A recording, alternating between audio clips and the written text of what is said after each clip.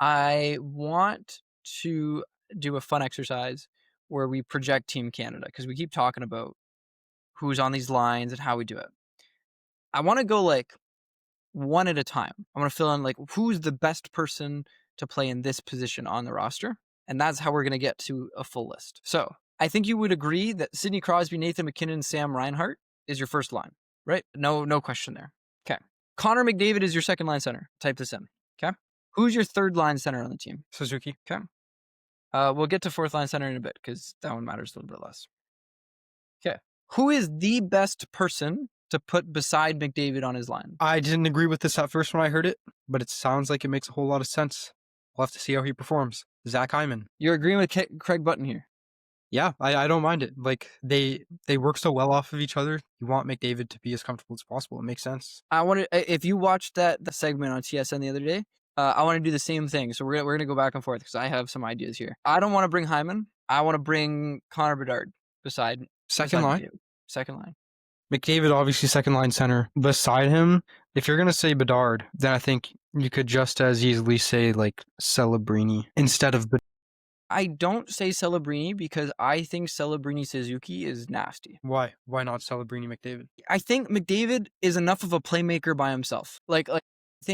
I look at Connor Bedard. Sure, he's been playing better this season in terms of making plays happen. He's been getting those assists, getting those passes. I think McDavid needs a pure sniper on the team on his line. Like Connor Bedard to me is the closest thing to Leon Draisaitl that you can get on this roster. Yeah, that's very fair. I don't disagree with that. So Crosby, McKinnon, Reinhart, McDavid, Bedard. Are you agreeing with me with Bedard? I can put this in here. Yeah, I agree with Bedard. Okay.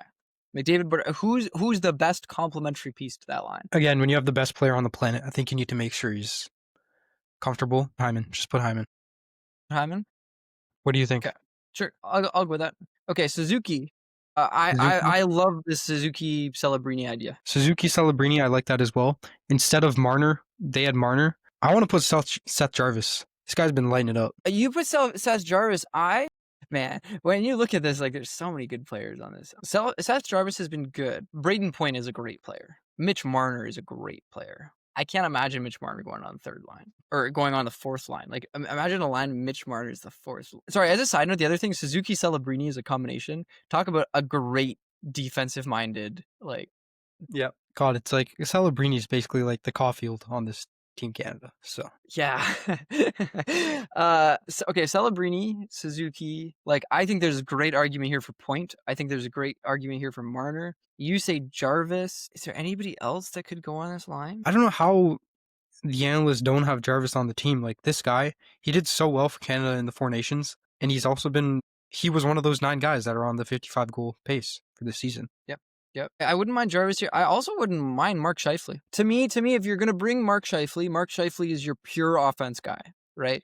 Very little defense. Where are you going to put a pure offense guy? You're going to put him with 2 defensively minded people. I can see where you go Jarvis. I can see where you go Marner. I can also see an argument for Braden Point. Let's both agree that Braden Point is not going here. Yeah, Braden Point's not. Okay. Do you want to put Braden Point as your fourth line center? Sure. Fourth line with Braden Point. Because now we can talk about 2 things at once, right? Do you put Brad Marchand with Braden Point? Are you bringing Brad Marchand in this Olympics? Hard not to, because he's been playing so damn well. And you want a guy who will get in those dirty freaking corners and piss off the other team. Like, I feel like you kind of need a guy like that in your fourth line. So yeah, you're going to have to bring Marchand, Point, and you can't not take Marner. If you're not putting Marner on that third line, he's got to be on that fourth line. So we have 2 winger spots left. Yeah, I guess it's just a question of, do you put Marner with Suzy Celebrini? The thing is, like, if you're going to bring Mark Scheifele, which, I mean, he's been playing unbelievable since Four Nations. If you're going to bring Mark Scheifele, he has to go on that Suzuki line. Like, it does not go on a Point Marchand line. That's not okay. I don't mind that. Scheifele with Celebrini, Suzuki, and then Marchand, Point, Marner. See, and this is where, like, we're going to, like, have some disagreements about things, right? Because I look back to this as well and go, yeah, I like Jarvis coming. I like Hagel as a player. And I like Tom Wilson. And I don't like I just wonder, like, I also like Anthony Cirelli. Cirelli's been good. I also think Wyatt Johnson's been playing really damn well as well. Yeah, I just don't think he's gonna man, making Team Canada is really hard. Like, I just look at that Zach Hyman thing and say, yeah, McDavid, you want McDavid to be comfortable with somebody. I really just think you have to design a line for McDavid that works for him. So what? Maybe put like Cirelli instead of Hyman. Well, I want Marner to go on that second line with McDavid. Give me that gold medal winning goal, And take Hyman off the roster completely because that's the other thing. The thing that I've been thinking about a lot, right? With all of these arguments about, oh, this person should go on because they complement this person so well, right? Like Hyman, because Hyman complements McDavid.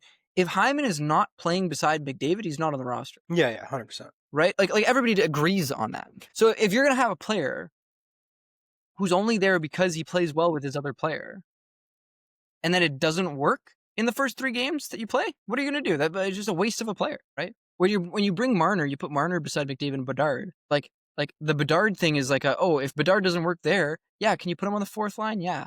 Can you put him on the 3rd line? Yeah. Can you switch him around wherever? Yeah, because you don't know, right? With Hyman, for sure if he's not on that second line with McDavid, he's not on the team. That's why I've been very much objecting to this idea of putting Hyman on this team just for fun. That being said, I also really like Tom Wilson. So you think instead of the second line should be Marner, McDavid, Bedard, and then the last line Marchand, Point Wilson? Yeah. It's not bad. I mean, there's And just so many then- damn pieces here. And then see, I really like this idea because we get to bring 2 extra forwards, right?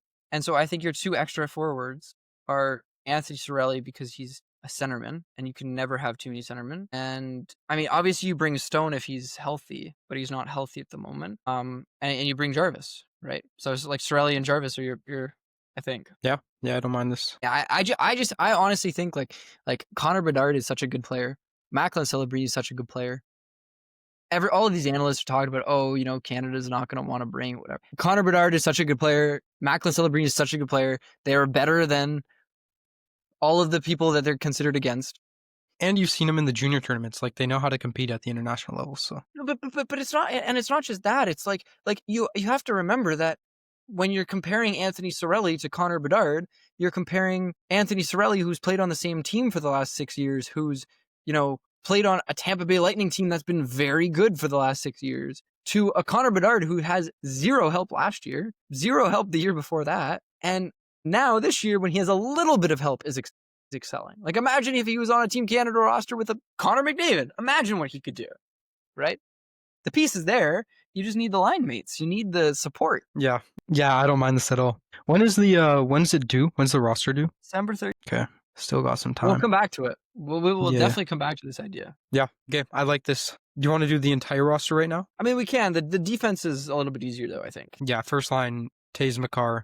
Pretty obvious. Morrissey's got to be your second line.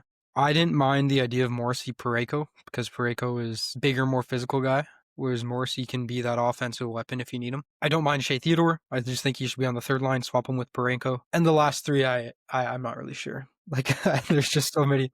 I have a question for you, and I think Team Canada's been thinking about this. And I think a lot of analysts and stuff haven't been thinking about this as much. I would say that the decor for Team Canada is the iffiest decor, right? Or iffiest part of the roster, right? It's like, yes, Taze McCarr, definitely. Morrissey, definitely.